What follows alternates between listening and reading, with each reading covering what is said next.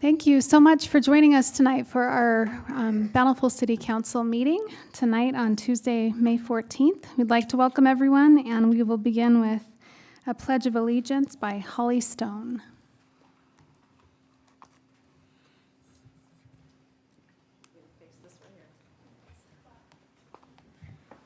Will the audience please rise and join?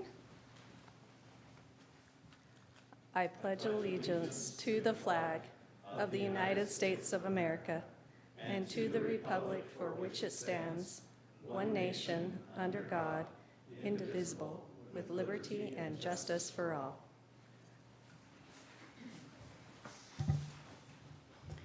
Thank you, Holly. And now we are grateful to have Barbara Novak, the lead chaplain from Lakeview Hospital, here with us to offer us our opening prayer. Thank you for inviting me. It's an honor to work in your community. When contemplating opening your meeting with prayer and with a thought this evening, the term synergy arose in my mind. In simple words, when applied to people working together for others, synergy comes about in the ability of each individual to listen, to hear each other, to think outside the box, and together to rise to greater effective endeavors and solutions than they might have achieved when working separately. Dear Heavenly Father, let us join together in prayer. Dear Heavenly Father, God, so very wise and loving one, may you bestow your grace, wisdom, and loving power upon the individuals gathered here tonight, that they may hear each other and rise together in the wisdom that you have granted them with, to come together for the greater good of each one here and for the greater good of this blessed community.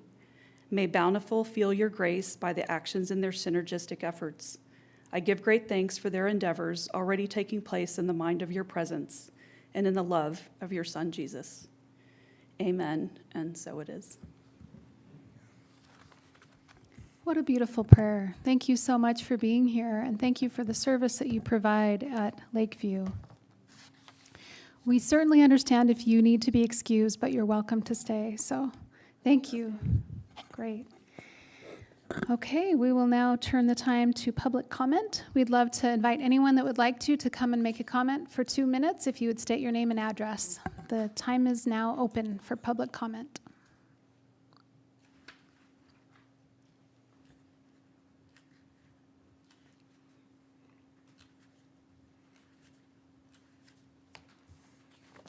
Alex Densley, 443 Jerry Drive.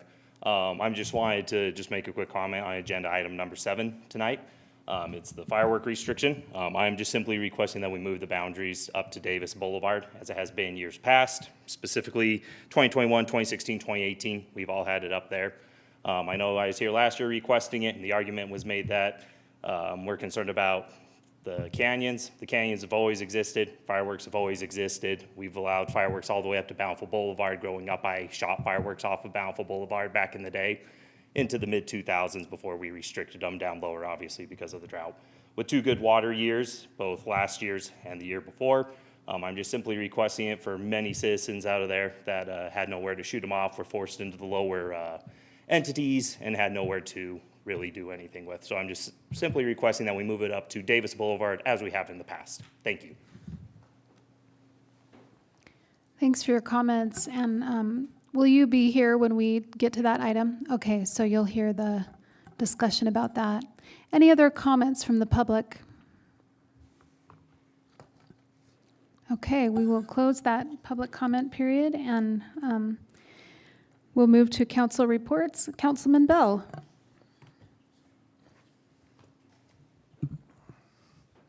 Thank you. I'm actually contemplating doing something unconventional, and when Jesse Bell does something unconventional, unscripted, and unrehearsed, I know it makes my colleagues a little nervous and curious, as it should. I'd like to play a song, actually, if I may. I was just listening to random music today, and this came on, and it brought a tender thought to my heart, and thought I'd share it. Thanks for allowing me this opportunity. It's Angels Among Us by Alabama. I know everybody's... I probably need to end it there. It's got a few more minutes left, but if I keep listening to it, I'm going to get really emotional.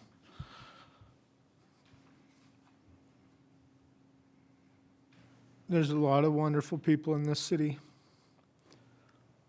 They're angels to their neighbors. We live in a small community, relatively, where we know each other, and but we also have a lot of strangers. We don't know everybody, and so it's really wonderful to see people reach out and be good and kind and do the right thing and be a light. I just want to, so many people have been that to me. People I know and don't know, especially my colleagues here. We have a wonderful city council, and these people here want to do what's best and do what's right with no recognition for themselves, and I just want to thank them for that. Thanks for indulging me with that. There's a lot of wonderful songs about angels, and that was one that I recently listened to that I felt impressed to share. That's all I have. Thank you. Thank you. Thanks for that. Councilwoman Bradshaw.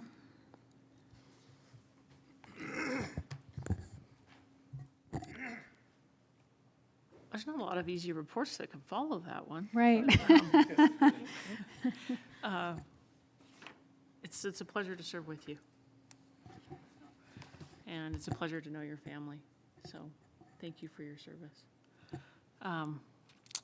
My less exciting announcement is the rec district met last night in their regularly scheduled meeting. And I wanted to share just a short budget update. The budget and finances of the rec district are something that I've been particularly concerned about and wanting to make sure I shared with each of you and with the community. And so I felt like this update is really timely. There's still a lot of work to do, but it was a really positive budget update. It was our close of the fiscal year, presentation of the audit, and we've narrowed that gap between the expenses and the revenues of the rec district. The prior fiscal year closed with over $1 million deficit. This year closed with just a little bit of profit to the rec district. And some of these significant changes we've made in better being able to track different activities, some of the consideration of the reserve policy and things like this. By the way, things that have taken a lot of Tyson's time. I don't think Tyson's, oh, there he is, Tyson's here, in implementing new accounting procedures and tons of work on a reserve policy have made just a big difference. And so I wanted to report back that I personally feel like a lot of forward progress has been made, not complete, not done, but just wanted to give you that feedback that I feel like we've kind of turned the fiscal ship there and are headed in the right direction.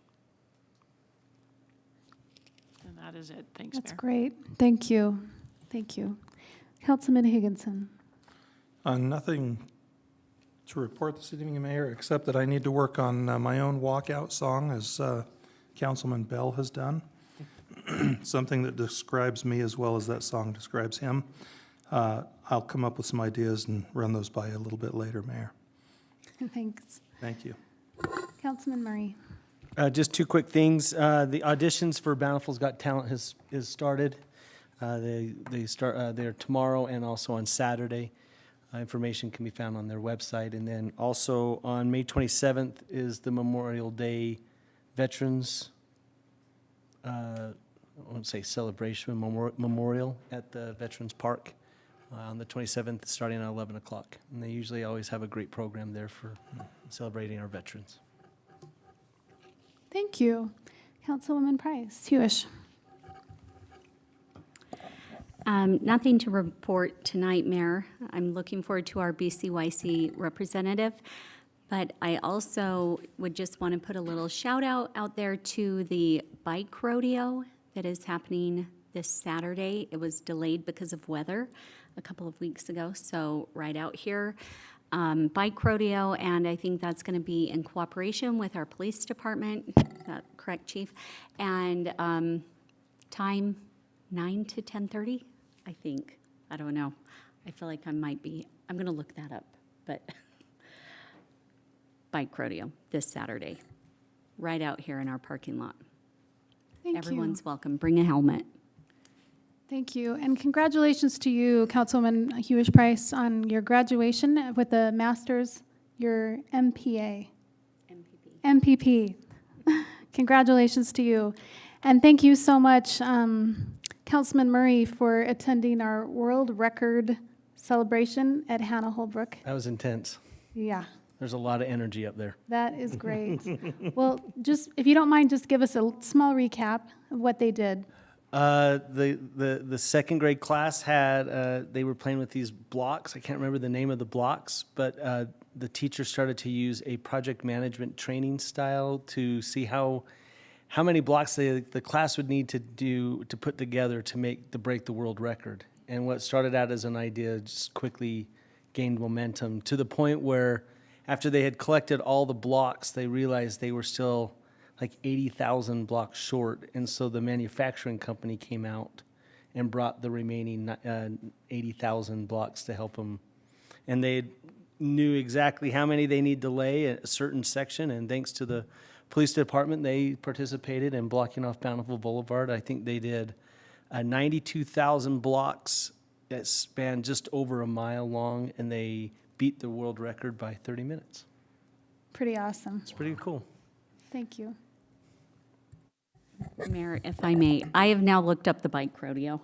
Okay, let's hear it. Yeah, I great. had the time way wrong. It's 1 to 3 p.m. So Good to know. just, for Yeah. those people listening, 1 to 3. Thank you for that update. And thanks to Councilwoman Bradshaw for attending the kickoff luncheon for the car show. And Councilman Bell, you're absolutely right. There are a lot of angels among us, and I love that song. It's been so long since I've heard that song.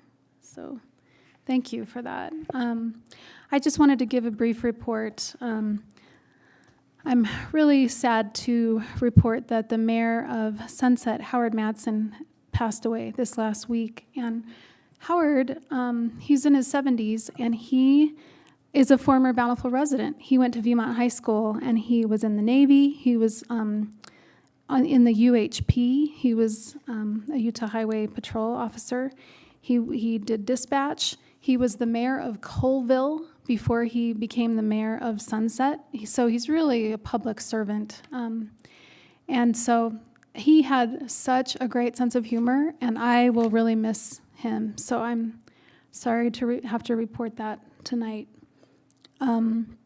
Also, just wanted to report, last night I attended a homeless task force meeting with the county.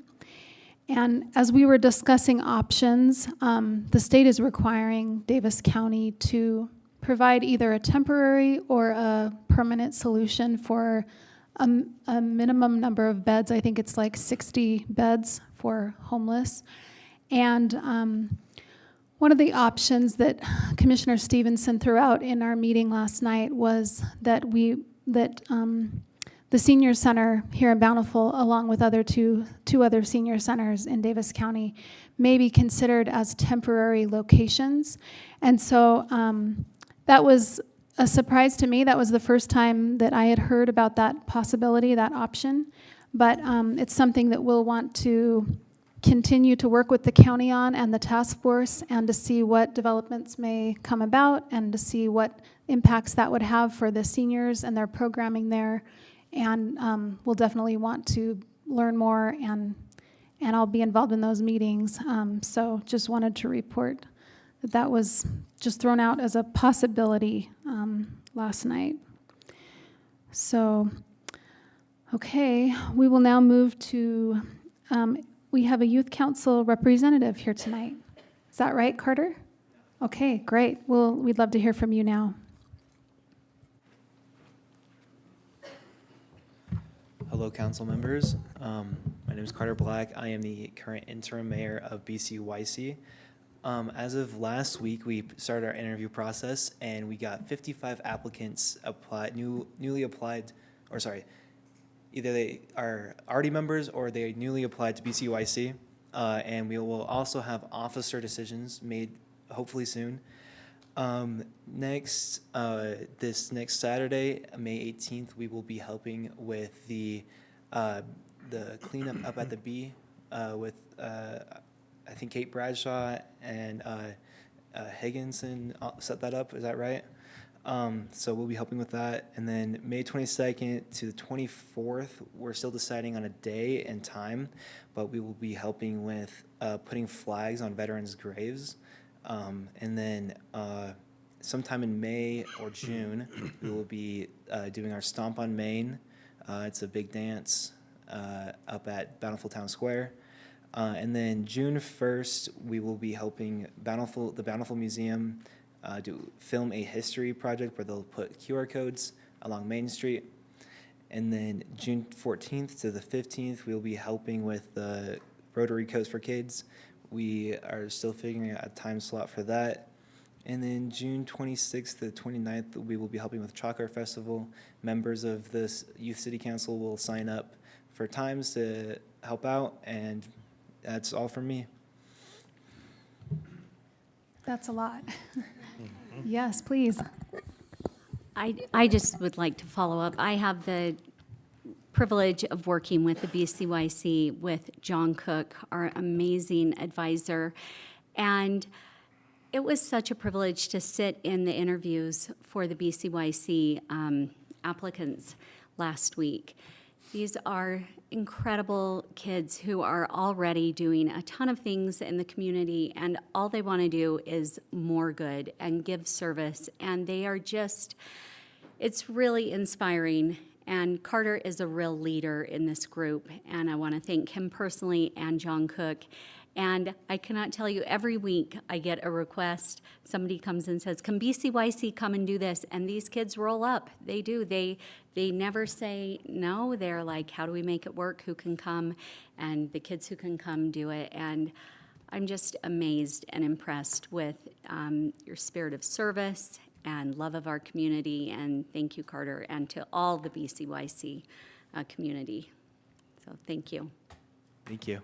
Thank you so much for being here to represent the Youth Council. And Councilwoman Price-Hewish is right. You guys are awesome. It really helped us with a lot of things that we need to do in the city. We'll now consider approval of expenditures greater than $1,000 paid April 17th, 24th, and May 1st, and consider the March 2024 expense report. Mayor, make a motion to approve. Second. All in favor? Aye. Any opposed? That motion passes unanimously. Thanks. We'll now consider approval of the appointment of Mr. Hunter Stone as the Bountiful City Treasurer, Mr. Tyson Beck. Thank you, Mayor and members of the City Council. It's a privilege tonight to come before you and recommend the approval of Hunter Stone as our new city treasurer and accountant.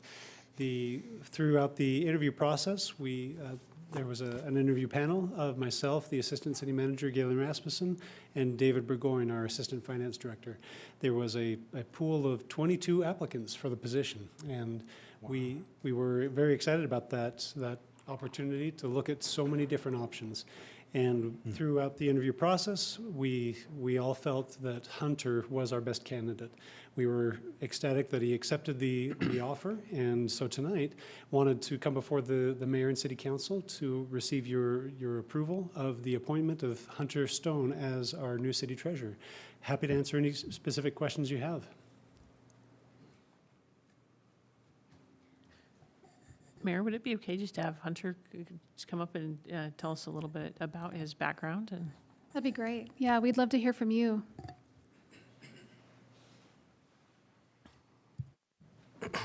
Thank you all for having me here tonight. I am Hunter Stone. I grew up here, not in Bountiful, relatively close, North Salt Lake, Utah. Went to Woods Cross High School, so I am a rival of the now Red Hawks. I graduated from there, played baseball, I then went to Utah State, where I continued to play ball. I graduated in finance with a minor in accounting. From there, I worked for the Department of Defense on Hill Air Force Base for a short stint, and then moved on to work for a company called Momentum Loans. It's a mortgage lender down in Sandy. There I did accounting as well as lock desk and secondary market trading. So I would be happy to answer any other questions that you all have for me. And again, I appreciate the opportunity. Well, we're really excited that you're here, and, you know, it's reassuring to know that we're getting a good pool of applicants, but I trust that you are the cream of the crop, and we're really grateful that you're here, and we hope that you'll be here for years to come, so. Thank you. Thank you. So do we have a swearing in? Okay, all right, let's take care of that. So I think we need a motion.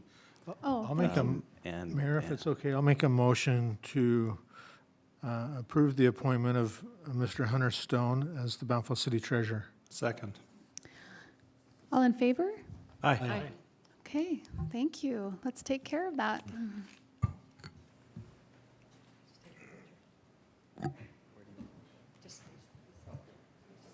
So he's sitting next to Chief Stone.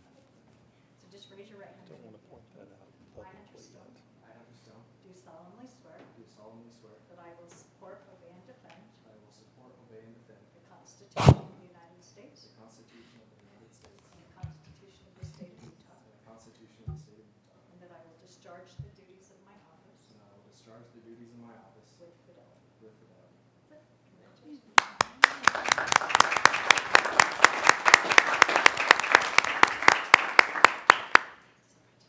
We'd like to welcome you. Thank you so much for being here, and we're grateful for the knowledge and experience you bring and all that you'll do here. So welcome. Okay, we will now consider approval of ordinance 2024-03 prohibiting the discharge of fireworks east of 400 East and east of Orchard Drive. Mr. Jepson. Yes, if it pleases the council, we are recommending, staff, myself included, we're recommending that we approve this ordinance that will restrict fireworks east of Davis Boulevard. There's times east of Orchard Boulevard. There are times, council, when we have to rely on the experts in this situation. That's why I'm basing staff's recommendation on the expert advice of Chief Stone, who wrote a letter. Chief Stone is here today, and I'm going to defer to him to explain why this was chosen as the boundary. Mayor and members of the council, I appreciate the opportunity to come before you. Fireworks are always, well, what we like to say, a hot topic, and they always create some. That was for Galen and Gary. And I can appreciate the residents' comments. I know that we have had fireworks are something that we love to celebrate our country's independence, and it gives us the opportunity to do that. Since we have held the boundary at Orchard Drive, we have had one fire above Orchard Drive that's been started by fireworks. We've had other ones that have started by other means with kids playing with matches or things like that, but one firework. If you look at the map, this map goes back to 2018, and it's just a heat map of fires that we've had in the area from 2018 to 2023. I also have another map. Miranda has that if we wanted to look at that one. The red, if you look at that one, it's a little bit harder to see. The red dots are fires, single fires, and then you can kind of see a green. It's hard to see with the mountains area, but the green dots that have numbers in them are fires that we've had multiple areas where we've had fires in that. So this year, we have had, the last couple of years, we've had a significant amount of water, and we've had some good snow years, and we've had some significant amount of water this year. My concern, and our concern as fire chiefs for the state of Utah, and as the fire department for Bountiful City, is that we have, when we have a lot of wet seasons, we have a lot of flash fuels. It grows, and if you can look up in the mountains already, it's already really green. come July and August, that's probably going to be brown, or at least getting to that point. The cheatgrass gets very brittle that time of year, and they come down in those canyons. So it's been beneficial to hold that line. The law allows us to keep that line as long as it's delineated and it's understood by the public. We hold that line in North Salt Lake from Orchard Drive as soon as it starts off from 89, and then that continues on into Centerville, and then Centerville goes up into east, but they do not have the canyons that Bountiful City has that comes down into Orchard Drive. So my recommendation to the council is that we keep the firework below Orchard Drive. Chief, so I remember hearing about this from you, and you were saying that in years where we have a good water year, then we have more growth right now, more green, but then as the season progresses, then as it gets more dry, then it's more fuel, right? Correct. So there could even be more of a danger because of having a wet winter where there's a lot of growth early in the spring. Exactly. Yeah, it's great. I mean, we need the water. There's nothing, but that water then turns around and feeds all the flash fuels that we have and the undergrowth, and then it doesn't take much for them to start. Aerial fireworks in general. I've always been one that the aerial fireworks are obviously a different, I guess, beast that we have to deal with now. But sparklers, the flowers that we've all had and are probably one of the most dangerous ones that we deal with because kids discard them. They're still hot.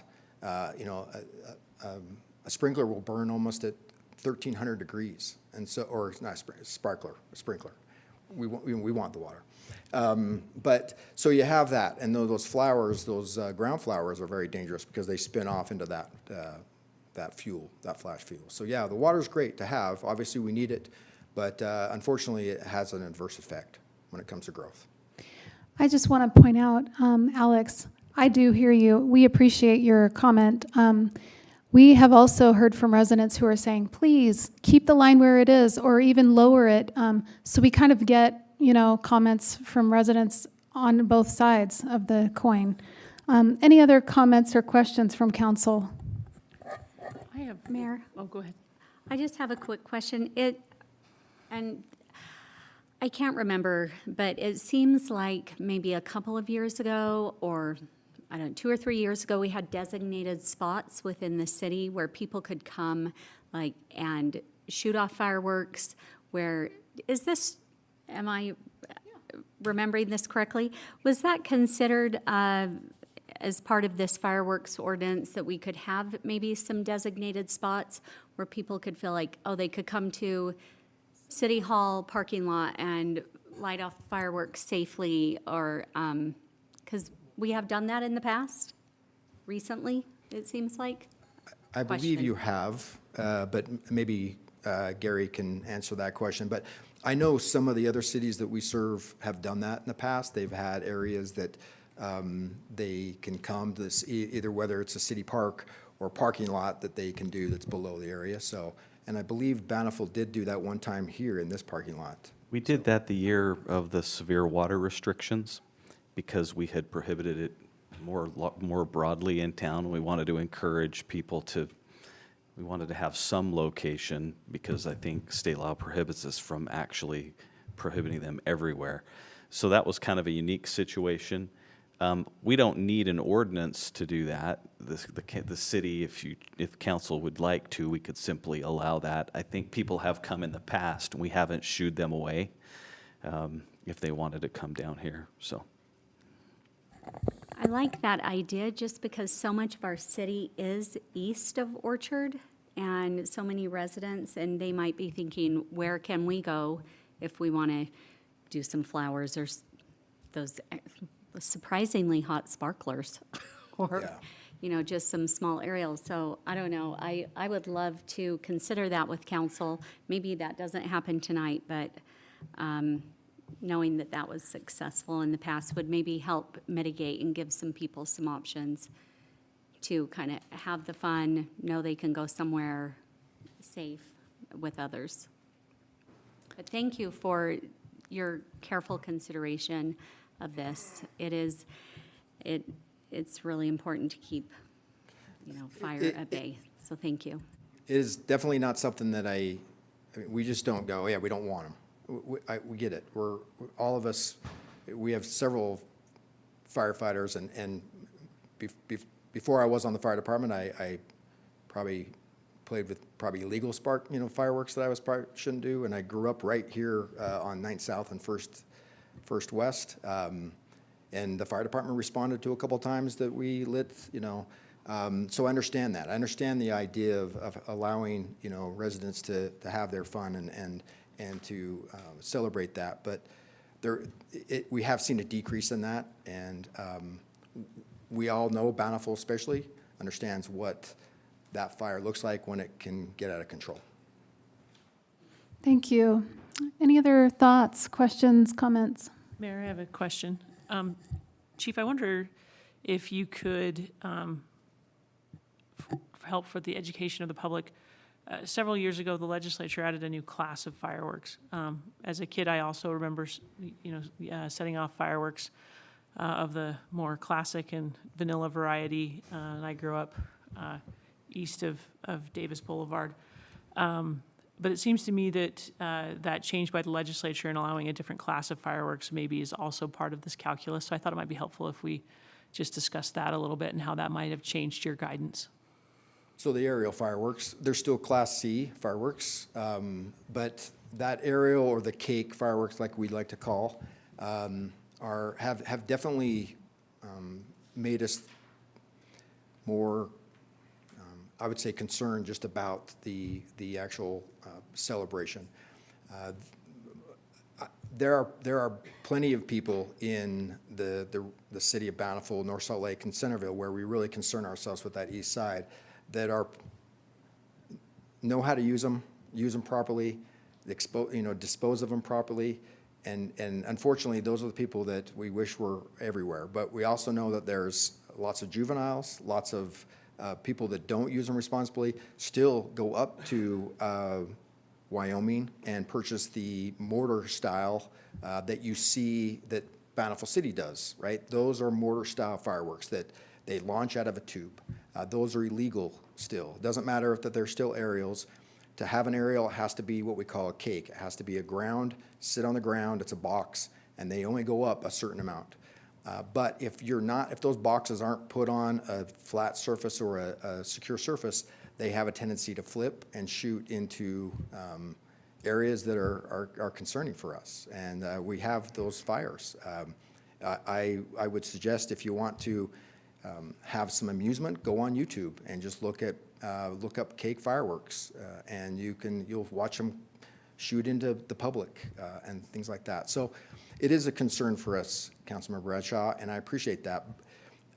Fireworks doesn't matter if they're aerial or they're ground. They're a dangerous product, and we know that. They cause burns, they cause fires. There are a lot of different things they can do if you don't properly utilize them. So unfortunately for some members or some residents who do it wisely, clear everything away and know how to do that, it makes it unfortunate for them that they can't celebrate the independence of America. But I don't know if I answered your question, okay, but there is definitely a concern since the aerials have been allowed, and every year the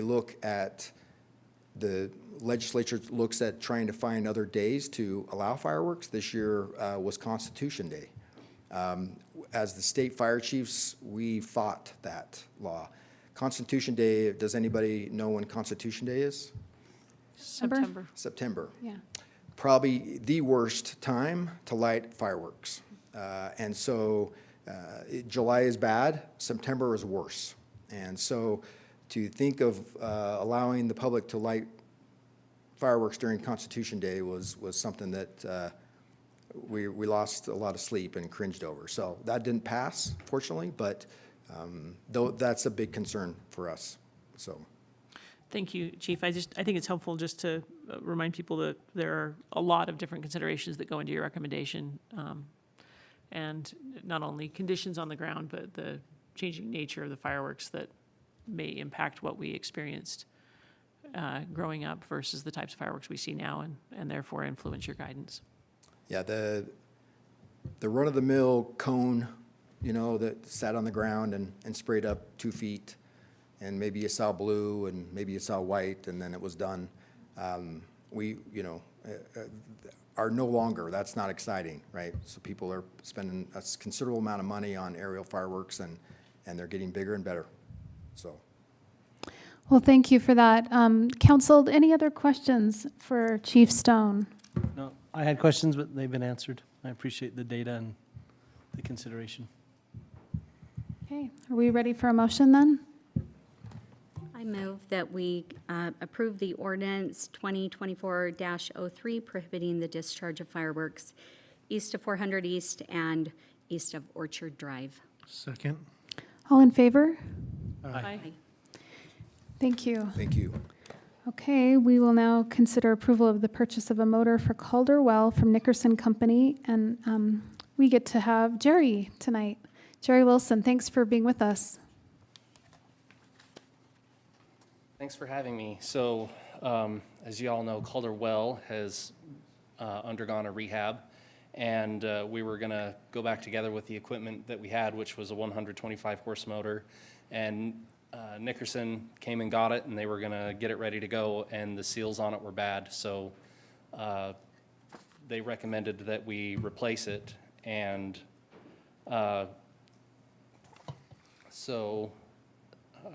we had an install date set up with them to use the old motor, and they did some finagling for us and found a replacement motor for a good cost, and said if we were to purchase it right away that they could still make their install date, which was started yesterday and through today. So consistent with city policy, we asked Gary, brought the information to him, and he approved the purchase. And so this purchase has been reviewed by Gary and the Public Works Director, and this will have an impact on our budget, but the contingency line in the budget will cover it. So it's our recommendation that the City Council approve the purchase of the motor from Nickerson Company in the amount of $20,000. Great. Any questions? Thanks. Yeah, any questions for Jerry? I think I do. That's okay. I know you weren't here a couple weeks ago. We had a resident mention another well and motor that was installed, and they said it was unusually loud. It was a VFD pump. Is this a VFD, and is it any louder than you would expect? I'm the one that's been dealing with that resident directly, so I can tell you about the conversation that I had with him. So he said during the summer and during the winter, when the windows are closed and like the heater's going or the air conditioner's going, that the sound really isn't that bothersome. But we're kind of in a slower season right now, or the weather's nice, and so he said when our windows are open and that thing ramps up, it's just really noisy. And I did purchase some things to try and quiet the building. We're gonna put some insulation in the roof and install some paneling on the inside to dampen the sound of the drive. So that's kind of, but what I did when I was actually on the phone with him at my desk was made some changes to our automated system to make it so that that well wouldn't ramp up and that we would use another well when we had demand, because we leave that well running for people who want to come get unfluoridated water. So that one runs 24/7, and I've just got it set to run at a lower speed. But I did tell him, I said, if for some reason demand peaks and that well's got to run, I mean, that well's got to run, and he's really great to work with, really understanding. And so we've been working with him as best we can to keep the noise down. But to answer your question about this, no, this drive and this motor, the motor is a submersible, so the motor itself isn't making that much noise. And the drive in the building that runs the motor is a reduced voltage soft start drive. And so it doesn't make near the noise as a variable frequency drive. So, and just another note, the resident Joe West and his wife Eileen West that live right next to Calderwell, they have been super great to work with through this whole process at Calderwell. So they've been, rock stars with our noise and construction and dust and. Thank you. I appreciate that. Since I brought it up, I want to maybe clarify my point. I don't know that my position is we got to control sound at all costs. I think it's a consideration is all. And so thanks for working with them and trying to accommodate the public as best you can. But I do think having our water lines fully charged and able to turn on when we need them is the most important thing. And so thanks for trying to find that balance. You bet. Thank you. Any other questions? Mayor, I'm happy to make a motion to approve the purchase of the motor in the amount of $20,000 from Nickerson Company. I'll second. And all in favor?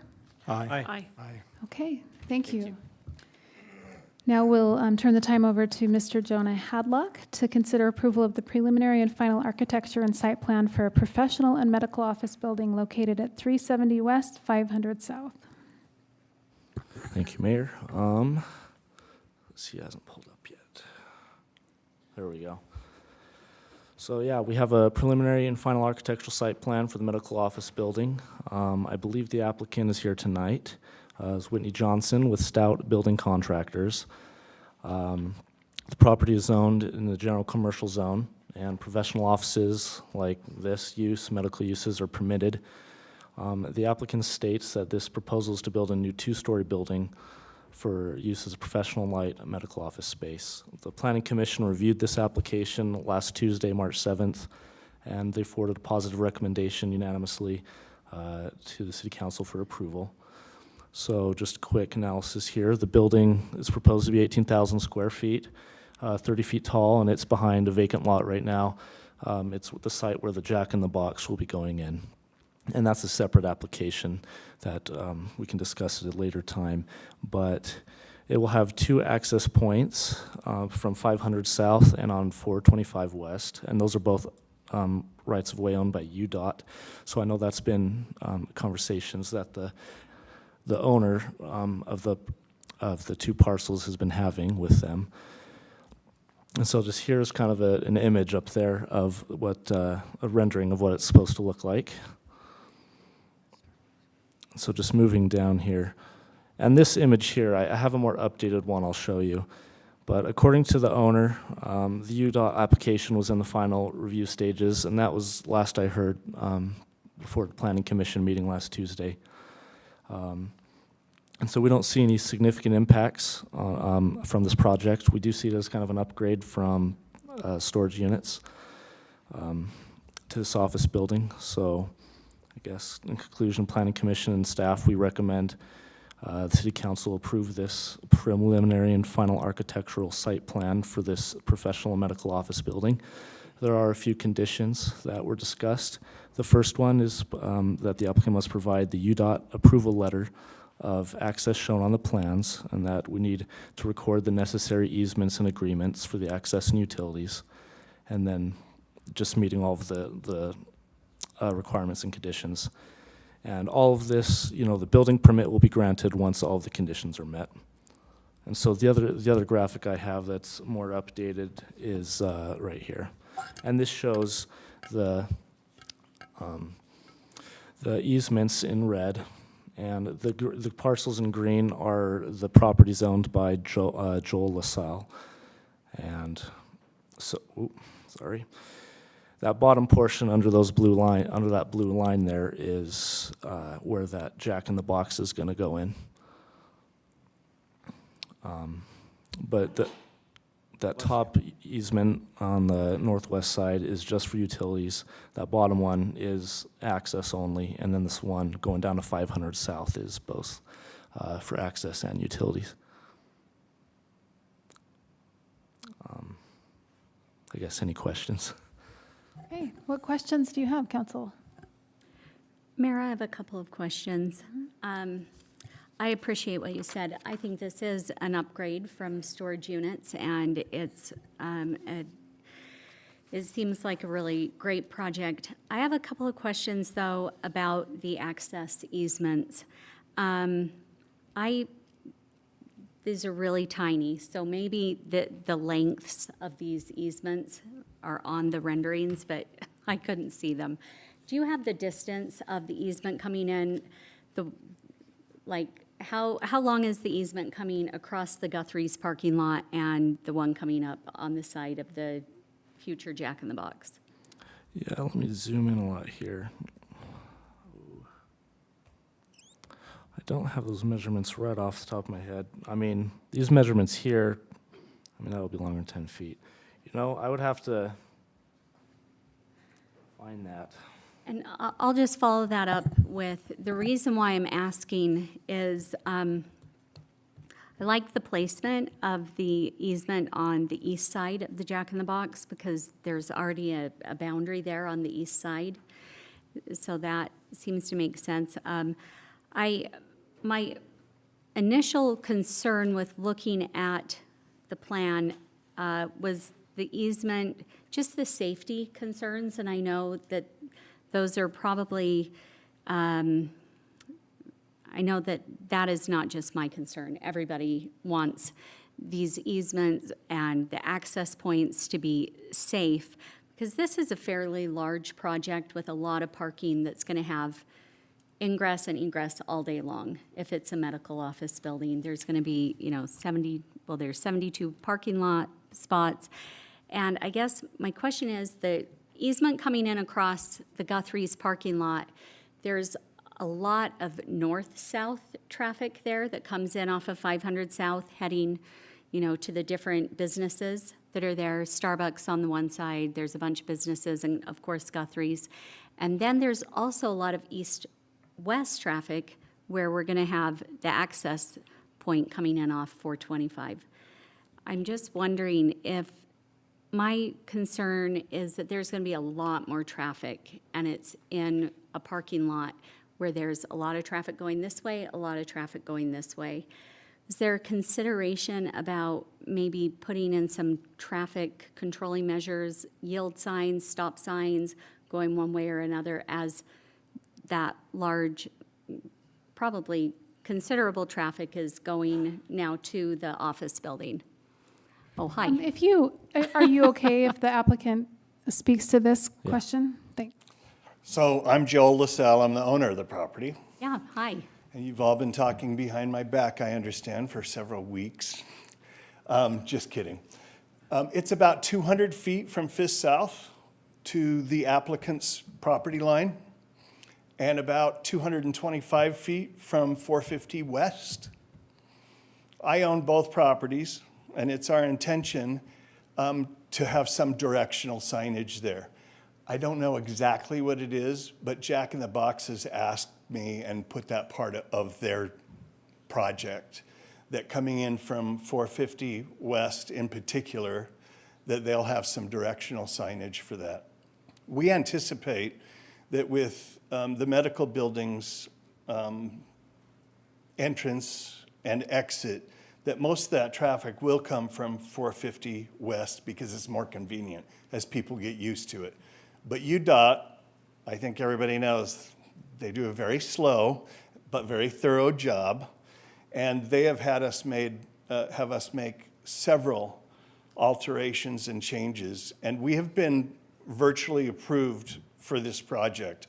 UDOT is only asking us to allow our neighbor, the tire store, to put in a suggestion for their new entrance that they want to do as a result of this. And we're just waiting for that. We have gotten all of our approvals. They haven't given the final approval yet because they're waiting on the tire store to generate a draft or drawing that they just want to take into consideration before this is approved. But we're anticipating any time, 30 to 40 days max, that this will all be approved. Does that answer your question? That's helpful. I have a question for you, Joel. Yes. Do you have a tenant, or is Yes. Yeah. This is the owner of that building. The property is under contract.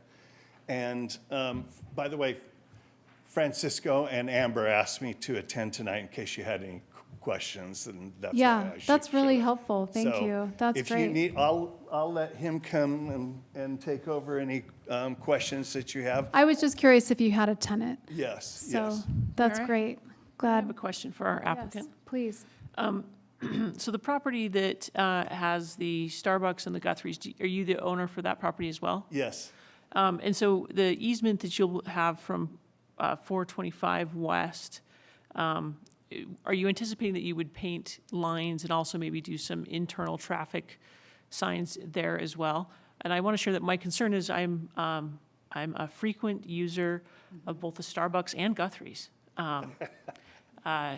Frequent user of both of those fine business establishments. And one of the concerns I have is that at Guthrie's in particular, they're often letting customers try bikes in the parking lot. Riding around to see if the bike's a good fit or not.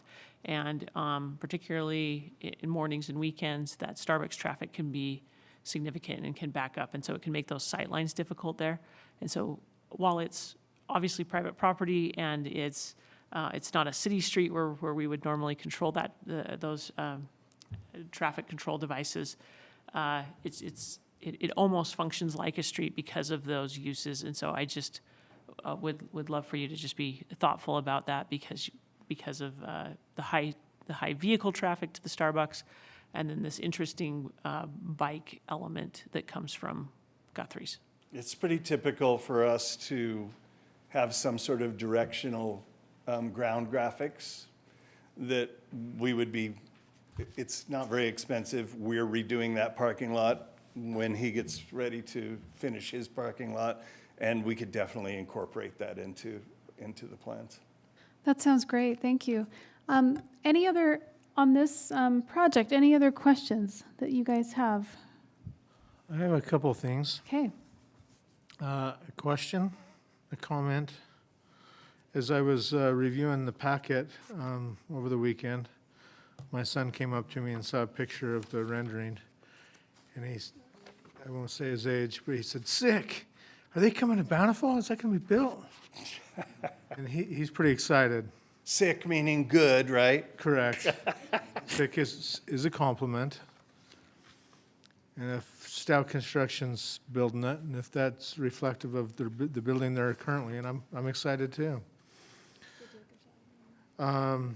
So I was curious about, and this is a question for our staff, regarding the ordinance, whether it's meeting the tree ordinance or landscape ordinance for the number of trees that are being proposed on the site. Thanks. Yeah, so I did talk with Amber earlier. She was mentioning about the landscape plan, that our ordinance doesn't specify a number of trees per se, but it does, looking at, which one?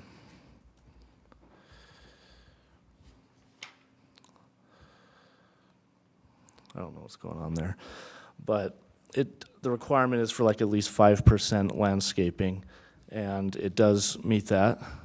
I don't know the exact percentage of what we discussed, but I know there will be trees. I don't know if you'd have any more knowledge to that than I do. But just from looking at the plans, she informed me that it does meet that, and that there isn't anything specifically for the amount of trees. Just to clarify, I did see trees. I didn't have any indication that it met or did not meet the ordinance. I just wanted to clarify that it does, because my hope is that as we see development, that we can, have a standard and be consistent with that question. And there's a standard 5-foot rule around all parcels that have to be landscaped, and they meet that criteria. There are trees shown on page L201. I'm not sure what page that is. It's colored rendering. It looks like a lot of trees. Yeah. There are a number. That's great. Yeah, thank you. Any other questions? None for me. I just have a follow-up question. Okay. Just going back to the, Mr. LaSalle's willingness to consider the directional sim paint, would it be appropriate, and I'm asking this from planning, for this to be a condition of the final approval? Council can member, we- if I can speak up. Okay. As a general rule, we don't want to get too involved with giving specific directions on private property of signage, directions. A general plan of we want it to be safe, yes, we want it to fit into the plan of the property, but we don't want to include the liability of requesting a certain design. They'll have engineers, hopefully they'll work on that, and then ultimately they'll bear the liability if it goes poorly. So as a general rule, we don't like to typically require that stuff on private property. And the reason is because of the responsibility that goes with it. And we have to be responsible as the owner of the property and the new owner of this back parcel. But we take it into consideration and we take it seriously because we want the businesses to run smoothly and we want them to be safe and we want to limit our liability. And so it's always incorporated into that. And sometimes you can't tell. You can forecast where you think the traffic's going to be, but we may have to make some changes after the fact when we see what's happening and how many cars are coming in, because ultimately we want a community there of businesses that all run as smoothly as possible. Yeah. Thank you. That's great. Good. Any other considerations, questions from council? Okay, are we ready to move forward? Mayor, I'm happy to, oh, it got lighter in here. I'm happy to make a motion, and I'm happy to hear from the property owner that they'll consider those concerns. I agree that it's private property, and just hope that you'll, those are some great businesses that already are there. You're bringing some other great businesses, and so hopefully just the safety of all those I in the think it's parking going to lot will be clean up great. this area too, because we should have had a police officer here, but there's a lot of little trouble with that lot down there. Our And police chief is here, so he's taking note.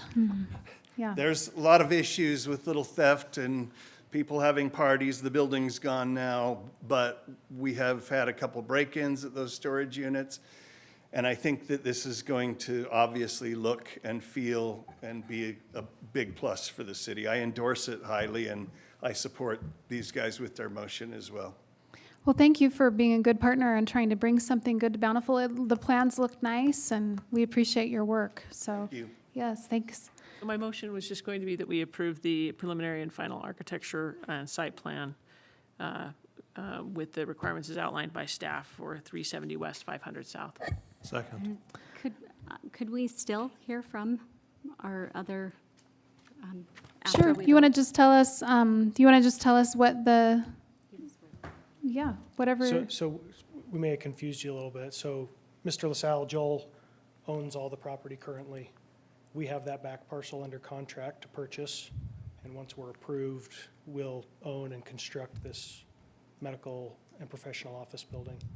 We don't, there's not 100% committed tenant yet, but we do have earnest money deposits on space for about half the building from, I think we have a chiropractor. I think we have a dentist who's already in Bountiful and is going to be moving to the building. And just between those two, the building's half full. So that's kind of the relationship there. Thank you. Well, thanks very much for being here and answering that. I was just curious. I mean, it doesn't really have to do with whether or not it meets the code, but Right. curious what's going in. So thank you. Thank you for being here. Any other questions? Nope, I don't think so. Okay, Thanks. thank you all. Okay, it's been moved and seconded. All in favor? Aye. Aye. Okay, well, we appreciate that. That's been approved. We'll now move to consider approval of releasing the public utility easement on lots 2 and 3 of Granada Hills number 6 subdivisions. Mr. Brad Clausen. Mayor, seeing that the application has the requisite signatures aside from our city engineer's signature, I'd make a motion that we approve the release of the easements noted. Second? Okay, it's been moved and seconded, and just before we vote, Brad, do you have anything to add about this? I can share a description, but if you don't need that, then no. Okay, well, it looks like they're happy after reading the description. They're happy to approve this, but we really appreciate you being here tonight to represent this. And if there's any other questions for Brad while he's here. Thanks for your time. It's been moved and seconded. All in favor? Aye. Any opposed? Thank you, Brad. Okay, we'll turn the time over to you, Mr. Galen Rasmussen, to consider approval of the fiscal year 2024-25 tentative budget and related items. Thank you, Mayor and members of the council. For the benefit of the public, we'll have a slide presentation tonight to review in some detail the process that all of you have gone through in very much detail over the last little while, particularly in April. This is our tentative budget. By state law, we need to adopt a tentative budget in the first regular meeting of May. And so that's where we find ourselves today. This is kind of an overview of the process that we go through every year. January to March, we are getting ready for the budget to be reviewed by the city manager. So there's a development phase where the departments are looking at their needs and coming up with that. We have a council retreat with you in January, and we've gone through that. And then we have our departments preparing their budget from early February through early March. And then we have a quarterly meeting of our management team so we can fine-tune some things and answer questions. And then in the March timeframe, we have the opportunity to meet Gary, myself, and Jessica to meet with the departments and to go over their detailed presentation of their budget requests. Those requests are balanced with the revenues that we feel are reasonably expected to come in. And then the council is shown what is tonight the tentative budget for consideration. And all of you have gone through that process with each department, 6 committees that have considered all the functional operations of the city in the April timeframe and have given approval to this full body to act upon a tentative budget that is then available for public inspection for the period of tonight through the public hearings and final adoption in June on June 11th. And so this is kind of that at-a-glance process. The budget summary for this fiscal year that we are considering, which begins July 1st of this year, 2024, and runs through June 30th, 2025, is depicted here. We have 30 departments and 16 funds in the city that cover everything that you depend upon as a citizen to make sure your lights come on when you flip the switch, or the water comes on when you turn the faucet, or if you need police services or otherwise, that those things are available. Of the deliberations that were made from all the committee meetings and from the meetings that we had with staff to begin with, the total net budget of the city that is being recommended as tentative tonight is $109,041,998. And so that's varies every year because of how the city does their budgeting, and that is pay as you go. So we typically save money aside, and then we have large expenditures periodically that will fund things that the city is needing to fund, primarily capital improvements. And periodically, we have to go out to the debt markets, which we have done in the past, to take care of things that are outside of the realm of being able to save and pay as you go. This is kind of a key points of the budget that's being presented. The final budget's balanced, as I mentioned, between revenues and expenditures, as it needs to be for state law, and the fact that we can't print money. So that's important that we do that. Council priorities, which you have adopted and have brought forth for the staff to align with, are restated and addressed in the document. There is no property tax increase being proposed this year.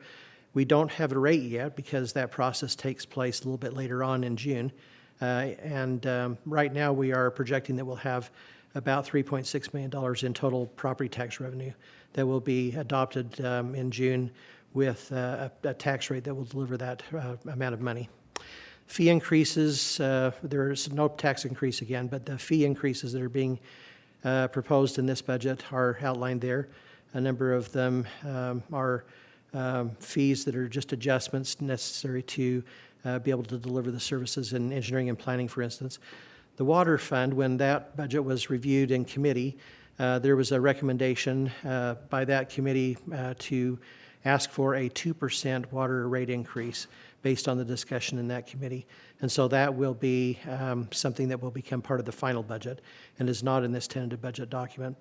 The Power Department is requesting a 5% rate increase. Golf has some adjustments there as well, sanitation and cemetery. The budget will have some adjustments in it when it's finally adopted, subject to your approval. We have initially had a 5% cost of living proposed, and because of some other adjustments in the budget, we are proposing that that be increased to 6% to accomplish some objectives of employee retention and some other things that go along with that. The employee merit increases are included as well as this COLA, and there is some adjustments in our medical insurance. We initially thought it would be about 15% increase due to the negotiations that were made with our broker and with the carriers that we have. We were able to reduce that to 10.5%. So that will be made in the final budget as well. And then finally, there are some new positions in the budget. In the Power Department, a 3-person line crew. So that is in the budget right now. Just to give a summary at a glance for each of the funds of the city without going into all the departments. The general fund, which is all of our tax-supported operations, everything from the police department to administration and legal and so forth. This fiscal year that we are proposing, fiscal year 25, would be about $24.7 million as opposed to 23.3 last year, the year that we're currently in. The capital fund, which accounts for our capital improvements citywide, everything from streets to purchase of police cars to other things of that nature, is about $3.8 million. The debt service fund, which handles our one debt service amount, which is our general obligation bond, is that amount. The RAP tax fund is $928,000. Cemetery perpetual care, which is the fund that takes care of the cemetery's needs after the cemetery closes. The landfill closure fund is there. That one nets to zero because it is only earning interest, and then it goes into a fund to maintain the money that's necessary to close the landfill and to maintain it. The recycling department is shown there, $908,000. Stormwater fund, 2.4 nearly. Water fund, about 7.3, and light and power, about 39.5 million. And then the golf fund, about 2 million. Landfill department, 3.4. Refuse department, refuse collection, 1.6, and the cemetery fund about $651,000. And then finally, our internal service fund operations, our computer replacement fund, $203,000 this year. Liability insurance about $1 million, and the workers' compensation $514,000. Should ask if there's any questions. I think you're all familiar with going through the committee work, but if there's any questions, please stop me for that. Now, to outline those adjustments that I mentioned between the tentative budget document that's up for your approval tonight, these adjustments here will be proposed in the final budget, subject to your approval again. There's ARPA money that came from the federal government during the pandemic that has been in the Capital Projects Fund, and we are proposing that $2 million of that be transferred to the Water Fund for the Mill Creek Reservoir development. That'll be an amendment to the current fiscal year we're in. And then transfer of $2.4 million within the redevelopment agency fund. The redevelopment agency has two funds. One that is the revolving loan fund that provides loans to businesses within the city for redevelopment. And then an operating fund that handles the other aspects of the redevelopment agency. There's a proposed $2.4 million transfer between those two funds to purchase land in the downtown area for future development. And that will be, again, a 2024 budget amendment. proposed. And then there's a 2% increase in water rates, which I mentioned before, for the future budget year 25. And then these final three, which were mentioned, one that was not mentioned, but I will mention here. The police dispatch area, they're remodeling that they need to do to accommodate the dispatching that will be coming to them. We need to make those changes in the building, and they may or may not occur in the current fiscal year or may span 2 fiscal years. So this is made as an adjustment to accommodate that. And then finally, the cost of living allowance, that the adjustment there, and the reduction for the health insurance. Tonight, the recommendation to you is to consider adoption of the fiscal year 24-25 tentative budget has been described, and then to set a time and place for public hearings on the tentative budget and the related items. That will be the City Council meeting of June 11th at beginning at 7 o'clock here in the City Council chambers. And that is my presentation. I'd be glad to answer any questions. Okay, what questions do we have, Council? We really appreciate your work. This is a year-long process really for you, where you're always looking ahead and making adjustments and looking at what we need to do for our budgets. So I really appreciate your commitment, and we're a pay-as-we-go city, and so we've got to do all of the work. So. And it's a pleasure to work with all of you in doing that, and it's a pleasure to have a city that is so well-funded and managed to be able to make that job easier than it could have been. Thank you. Thank you. Council?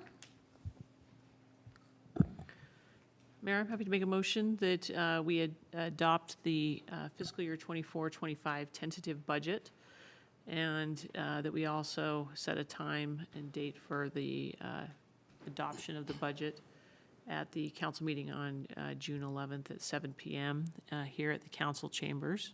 And I hope the public enjoys taking a look at the budget for the next several weeks and gets back to us with any questions. Second. It's been seconded by Councilman Murray. Thank you. All in favor? Aye. Aye. Okay. That motion passes. Thank you so much, Galen. Thank you for all your work on that, and also thanks to the department heads and Gary for your work. Is there a motion now to adjourn? So moved. Second. Okay, we are adjourned. Thanks.